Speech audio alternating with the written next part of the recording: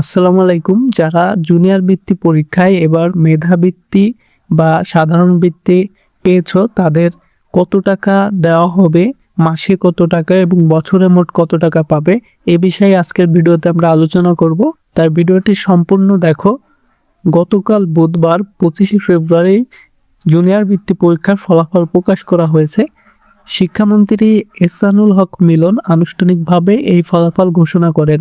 এবার 9টি সাধারণ শিক্ষা বোর্ডের আওতায় মোট 46,200 জন শিক্ষার্থী বৃত্তি পেয়েছে। এর মধ্যে 14,700 জন মেধাবৃত্তি এবং 31,500 জন সাধারণ বৃত্তি পেয়েছে।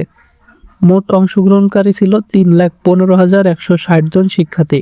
এখন সবথেকে গুরুত্বপূর্ণ যে কথা সেটা হচ্ছে টাকার হিসাবটা। মেধাবৃত্তি শিক্ষার্থীরা মাসে 450 টাকা করে পাবে, অর্থাৎ 450 টাকা করে 12 মাসে মোট 5,400 টাকা পাবে। এর সাথে বছরের এককালীন অনুদান হিসেবে আরও 560 টাকা যুক্ত হবে, তাহলে মোট পাবে 5,960 টাকা। এটা মেধাবৃত্তি প্রাপ্ত শিক্ষার্থীরা।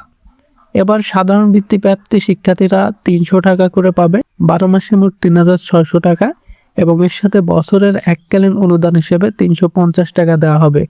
সাধারণ বৃত্তিপ্রাপ্ত শিক্ষার্থীরা মোট 3,960 টাকা পাবে।